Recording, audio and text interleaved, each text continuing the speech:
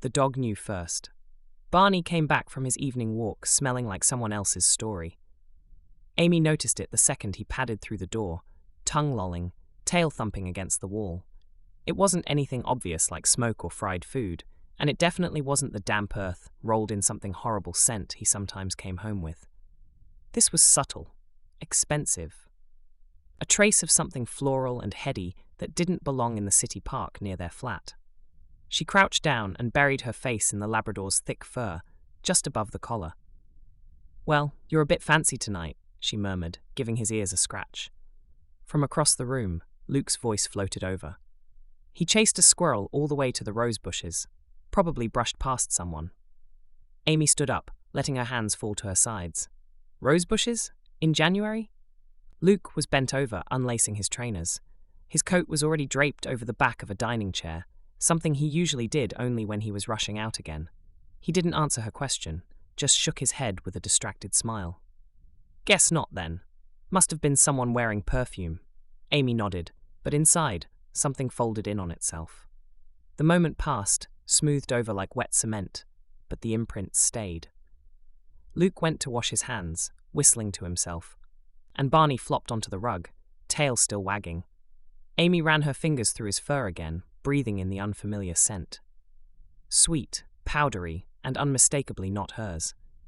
It wasn't the first thing that had changed.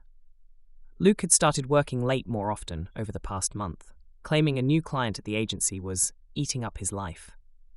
He came home tired and irritable, the kind of tired that didn't want to be touched or talked to. He'd started locking his phone screen more quickly too. Once, she'd seen a text notification flash briefly before it vanished, a name she didn't recognize. But Amy wasn't the type to go snooping. She'd always prided herself on being calm, reasonable. She believed trust should be the default, not something you had to earn like credit. Still, lately, she'd found herself watching him from the kitchen while he scrolled through his phone, the way you'd watch a stranger at a bus stop who looked vaguely familiar. The recognition was there, but something didn't fit. She looked at Barney. His eyes were closed, his breathing deep and even. He was the one constant, too honest to fake anything. That night, as they got into bed, Amy brought it up again. "Do you remember that perfume I used to wear? The green bottle? You said it reminded you of your mum." Luke chuckled, his back to her as he scrolled on his phone. "Yeah. Why?" "I think Barney's found someone who wears something just like it." He turned slightly, not enough to face her. "Dogs pick up all sorts. You know that." "Do you remember what it was called?" He shrugged. "No idea. Why?" Amy smiled faintly in the dark. "Just wondering." He didn't ask why she was wondering. He just muttered goodnight and rolled away. The next morning, Amy sat at the kitchen table long after Luke had left for work, her laptop open but untouched. A half-finished cup of tea had gone cold beside her. Barney lay at her feet, occasionally nudging her leg with his wet nose. She stared at the notepad in front of her, the same one she used for shopping lists and weekend plans. On a clean page, she wrote, "Strange perfume. Working late, often text from Sophie. New gym gear. Sudden dog-walking enthusiasm." Below that, she added, "Trust your instincts." Then crossed it out and wrote, "Trust the dog." Barney sneezed, as if in agreement. Amy reached down to scratch behind his ears. "All right, detective, let's find out what's really going on." She grabbed her phone and typed, "Dog GPS Tracker UK Discreet," into the search bar. The package arrived the next day. Brown cardboard, no markings to hint at what was inside. Amy signed for it, thanked the courier with a tight smile, and carried it through to the kitchen where Barney sat, as usual, beside his empty bowl pretending he hadn't been fed an hour earlier. She opened the box carefully. Inside was a tiny brass tag engraved with a paw print. It clipped easily onto a dog collar and looked like any other ID tag, but inside it held a GPS chip that synced with an app on her phone. She had checked 3 times to make sure it didn't require a subscription and that it would update in real time. Discreet, reliable, silent. She held it up to the light. "Don't take this personally," she told Barney. "You're not the one I don't trust." He sneezed again. That evening, Luke came home later than usual. His hair was damp, as if freshly showered, but there was no rain in the forecast. He smelled like soap Amy didn't recognize, a sharp, musky scent that made her think of hotel bathrooms. "You all right?" he asked, brushing past her on his way to the fridge. "Yeah, just working late myself." She gestured to her laptop, still open on the kitchen table. "Trying to get this project finished." Luke nodded absently, already digging through the fridge for a beer. "I've got a run-through tomorrow morning. Might need to head in early." Amy studied him for a moment. His eyes didn't quite meet hers. "You've been working really hard lately." He turned around, bottle in hand. "It's that, or lose the client. You know how it is." She said, pretending to type. After dinner, he offered to walk Barney. "He didn't go earlier, right?" "I thought you might want a break," she replied. "You've been flat out." Luke shook his head. "I don't mind. I like the quiet. Clears my head." Amy smiled, stood, and fetched the lead. Before handing it over, she clipped the new tag onto Barney's collar. Luke didn't notice. As soon as the door closed behind them, Amy opened the app. A small map filled the screen. At the center was a blue dot labeled Barney. For a few minutes, the dot hovered on their street. Then it began to move, down the road, around the corner, and off in a direction that didn't lead to the park. Amy stared at it. Maybe Luke had changed the route, she thought. Maybe he fancied a change of scenery. The dot passed the train station, then turned into a quieter residential area she didn't recognize. It stopped in front of a street called Elmswood Terrace. Amy opened Google Maps and dropped the little Street View man on the location. A row of narrow terraced houses filled the screen. Number 42 had a blue front door, a hanging basket, and a porch light already on. She sat back. Her fingers tapped the edge of her phone. Part of her wanted to get her coat and go. The other part, the stronger part, told her to wait, to watch, to gather. She waited 20 minutes. The dot didn't move. When Luke returned, Barney came in panting and happy, tongue flopping, tail wagging like a flag. Luke looked less relaxed. "Bit cold out," he said, wiping his nose on his sleeve. Amy nodded from the sofa. "Did you go to the park?" He hesitated a fraction too long. "Yeah, just the usual loop." She looked down at Barney. The perfume was back. Stronger this time. The next day, she met her oldest friend Kirsty for coffee in a quiet cafe 2 streets over from her flat. Amy hadn't told her much yet, just that she needed to talk, and Kirsty had replied instantly, "Of course." Name the time and place. They sat by the window, both wrapped in thick scarves. Outside, February limped along with grey skies and frost-bitten pavements. Amy stirred her coffee for the 3rd time without drinking it. "Something's not right." Kirsty leaned forward. "Tell me." "It started with perfume on Barney." "Sorry, what?" Amy explained. "The late nights, the lies about the dog walks, the new soap and locked phone, and now, the tracker." "You think he's seeing someone?" Kirsty said quietly. Amy bit her lip. "I don't want to think that, but I can't ignore it either.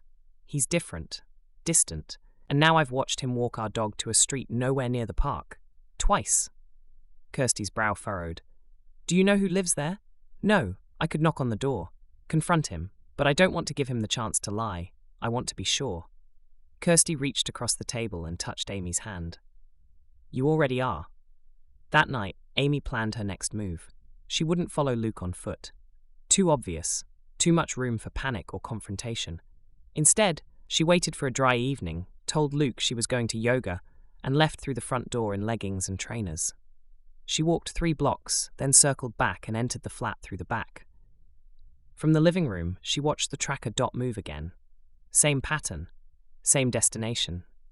Barney, poor creature, thought he was just on another adventure. Amy felt a pang of guilt. He didn't deserve this. None of them did. She wrote down the address from the app and checked the name on the letterbox the next morning while Luke was in the shower. Sophie Hargreaves. It didn't ring a bell. Later that day, Amy created a new contact in her phone and named it simply Proof. She uploaded screenshots, added dates, a map of Barney's routes, and then she waited. Amy didn't sleep that night. She lay in bed with her back to Luke, watching the red digits of the alarm clock flick through the hours. 01:07. 01:41. His breathing was steady beside her, his arm casually thrown across the duvet, as if everything in his world was where it should be. She wondered when it had started. Not the cheating, but the change. The moment he'd stopped seeing her as someone to be honest with, and started seeing her as someone to hide from. A car passed slowly outside, its headlights sweeping across the ceiling. Barney stirred in his basket at the foot of the bed, then settled again with a sigh. Amy closed her eyes and forced herself back to the beginning. They had met in a bookshop, of all places. She had been looking for a gift, and he'd been standing in front of the same display of cookbooks she was trying to reach. She'd asked politely if he could move. He'd replied that he was trying to decide whether to buy a book or just keep ordering takeaway forever. They'd laughed, exchanged first names, and 2 weeks later gone for a drink. She remembered how attentive he'd been. Funny too. Charming in that not-too-slick way that made her feel safe rather than suspicious. They had taken their time. No rushing, no drama. Just long conversations, shared playlists, a slow merging of toothbrushes and socks. And then Barney had come into their lives. Luke hadn't wanted a dog at first, said it would be too much commitment. But Amy had grown up with dogs, and when a friend from her walking group mentioned a litter of Labradors needing homes, she had gone to just have a look. The tiny golden ball of fluff that crawled into her lap and fell asleep had settled the matter.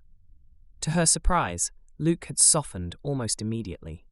Within weeks, he was the one up early for walks. The one who filled Barney's bowl with precise care. The one who insisted on buying him a Christmas jumper and signing his name on gift tags. Amy had thought, this is it. This is home. But that version of Luke had started to fade sometime around Christmas. It was little things at first, brushing off plans, forgetting her birthday card until the last minute, leaving his phone face down on the table. Then the perfume on Barney's fur, the tension, the lies she hadn't wanted to see as lies. She rolled over and stared at the ceiling. It would be easier, she thought, if he were cruel, if he shouted or insulted or made her feel small. But Luke had always been gentle in his way. Distracted, yes. Self-involved sometimes, but not malicious. Not the type she'd ever imagined would betray her. And maybe that's what made it worse. The next morning, she made coffee and walked Barney before Luke got up.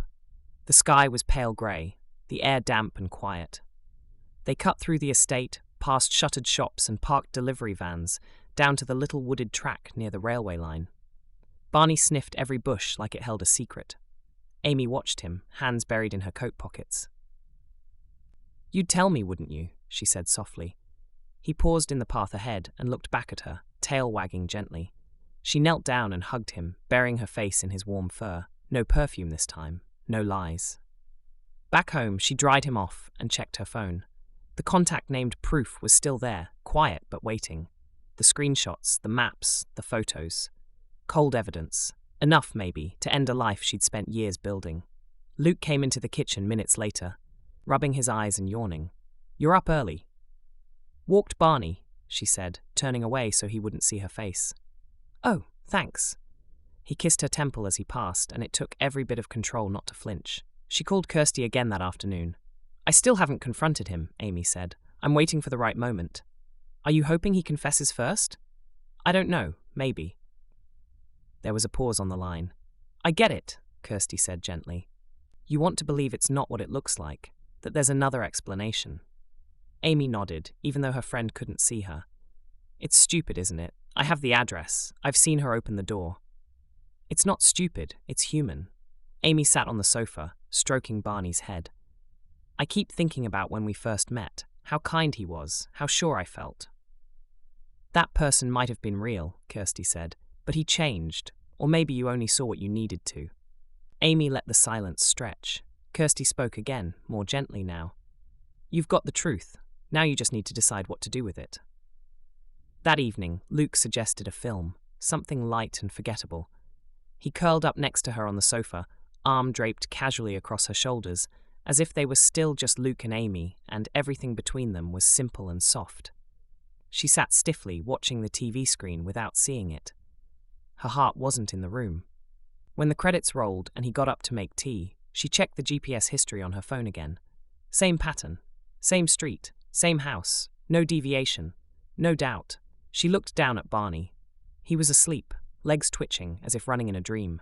Amy felt something shift in her chest, a quiet click, like a key turning in a lock. Tomorrow. She would end it tomorrow. Amy didn't speak to Luke much the next morning. She cooked breakfast without asking if he wanted any, and watched him butter his toast with the absent rhythm of someone whose mind was elsewhere. He scrolled through his phone with one hand and sipped his coffee with the other. No eye contact, no real conversation.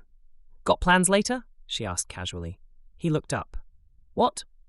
Tonight?" "Oh," he rubbed his jaw. "Yeah, I might have to go in again. Client wants a last-minute pitch ready by Monday. Nightmare." Amy nodded. "Shame. I was going to suggest we go for dinner." "It's been a while." Luke gave her a small, apologetic smile. "Soon, yeah? Once this week's over." "Sure." He kissed her cheek before leaving, and the spot he touched felt colder after he'd gone. Amy waited half an hour, then rang Kirsty. "Tonight's the night," she said. "Do you want me to come with you?" Amy hesitated. "No, I think I need to see it alone." "If you change your mind, I'm 5 minutes away." "I know, thanks." She ended the call and turned to Barney. He was dozing in the patch of light on the kitchen floor, paws twitching slightly as he dreamed. "You ready, detective?" He rolled over and groaned. Amy spent the rest of the day preparing, not just mentally, but methodically. She checked the GPS tag's battery, tested the app, recharged her phone, and packed a small bag with essentials: portable charger, notebook, camera, bottle of water, a quiet observer's kit. At 5:30, she changed into running gear, tying her hair into a loose ponytail. She left through the front door with an empty gym bag slung over her shoulder and waved at Mrs. Patel from next door, who gave her an approving smile. Instead of heading to the yoga studio, Amy circled back and slipped through the alleyway behind their building. The kitchen door was unlocked, as she'd left it. Inside, she turned off the hallway light and crouched near the window, phone in hand. Luke returned home at 6:30 on the dot. Amy could hear him whistling as he entered, something upbeat and tuneless. He dropped his keys in the bowl by the door, called out for Barney, and clipped on the lead. A few minutes later, the door shut again. Amy waited until the footsteps faded before opening the tracker app. The dot moved just as it had before, west, not north, away from the park, past the station, into Elmswood Terrace. She pulled on her coat, grabbed the bag, and left the flat the back way again. Elmswood Terrace was quiet and still in the late evening light. A few cars lined the road, and warm glows from curtained windows made the houses look peaceful. Deceptively peaceful. Amy stopped half a block away and ducked into the shadows of a hedge. Her breath came lightly, controlled. She checked her phone. Barney's signal had stopped moving. Outside number 42, it was real. She waited. Not long, a light came on in the hallway. A minute later, the door opened. A woman stepped outside, slim, blonde, mid-30s maybe, dressed in jeans and a thick jumper. She smiled, then knelt down to greet Barney, who wagged and jumped up to lick her face like he'd known her for years. Amy felt her chest tighten. It was the kind of welcome Barney usually gave her after a long day. Pure, joyful recognition. Then Luke stepped forward, kissed the woman lightly, and followed her inside, closing the door behind him. Amy didn't move. She didn't cry. Not yet. The feeling was too raw and strange for tears. It wasn't shock. Not exactly. More like confirmation. The final piece in a puzzle she hadn't wanted to solve. She stood quietly, phone still in her hand, watching the dark blue door. After 10 minutes, she turned and walked away. Back at home, Amy uploaded the photos and screen recordings to her laptop. She labeled the files clearly. 42 Elmswood, 7:12 p.m. Barney, greeting woman. Luke enters house. She added them to the proof folder. Luke returned just before 9. Barney trotted in first, tail wagging, full of energy. He ran straight to Amy and licked her hand, unaware of anything wrong. She gave him a soft pat and whispered, "Good boy." Luke followed, cheeks pink from the cold. He hung up his coat, kicked off his shoes, and stretched like someone winding down from a normal day. "Park was rammed," he said. "Nearly got bowled over by a spaniel." Amy turned to him, smiling faintly. "Sounds lively." "Yeah, it's getting lighter in the evenings now." She nodded. "Spring's coming." He kissed her forehead and walked past into the kitchen. Amy turned back to the screen and tapped the trackpad, locking the laptop. Her expression remained calm, composed. Not even her hands shook. Tomorrow, Amy got up early the next morning. She showered, dried her hair, and chose a soft navy jumper Luke had once complimented her on. One of those quiet wardrobe choices that made her feel herself. She even put on a little mascara. Not for him, for clarity, for strength. Prosody rate, -10. Barney followed her around the flat like a shadow, sensing the shift in atmosphere.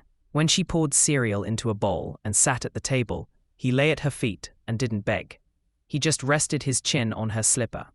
Luke emerged a little later, rubbing his eyes, hair tousled from sleep.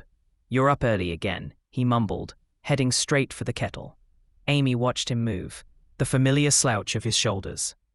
The unthinking way he reached for the same chipped mug. It struck her how deeply routine can bury itself in a relationship, even when the meaning behind the motions is long gone. "Thought I'd make us dinner tonight," she said lightly. He turned, surprised. "Oh, that's nice. Nothing fancy, just something warm. Thought we could eat at the table for a change." He gave her a crooked smile. "Sure, sounds good." She spent the day preparing.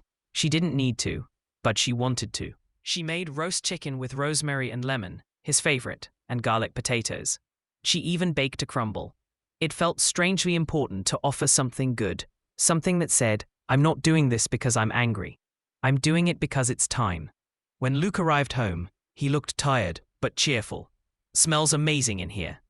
Amy smiled from the kitchen. "Dinner's ready." He came in, dropped his bag by the door, and washed his hands without needing to be asked. Another habit so ingrained it almost felt meaningful. Almost. They sat opposite each other, lit by the soft glow of the kitchen light. She poured him a glass of wine and kept the conversation gentle. He told her about an awkward meeting. She asked about the progress on his campaign. Nothing in her tone gave anything away. He ate with appetite, complimented the flavors. She nodded, said thank you, offered him seconds. He took them. When they'd finished and the table was cleared, she poured herself the last of the wine and sat down again. Luke stretched, satisfied. "That was amazing. What brought this on?" Amy reached into the drawer by the radiator and pulled out an envelope. He watched her, puzzled. "What's this?" She slid it across the table.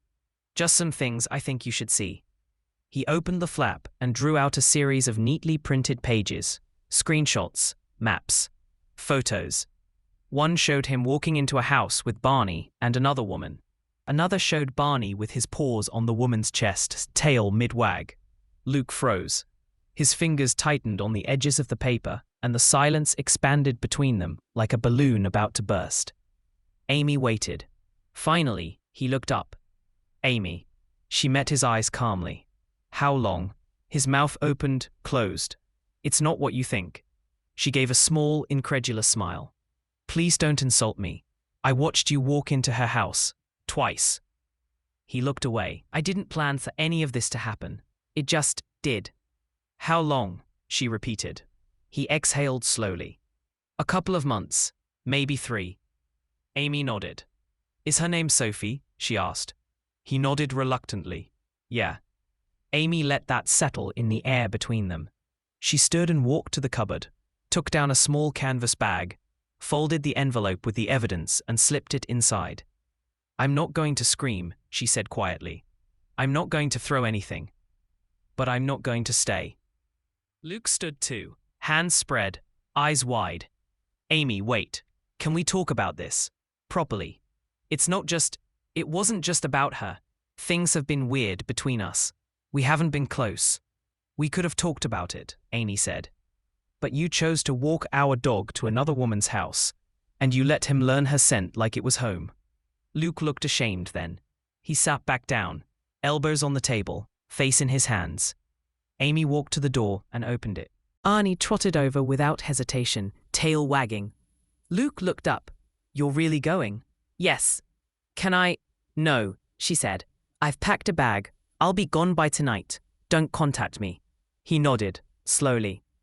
"Does anyone else know?" Amy paused at the door. "Just Barney," he knew first. Then she stepped outside into the cold night air, the dog at her heel and the future in front of her.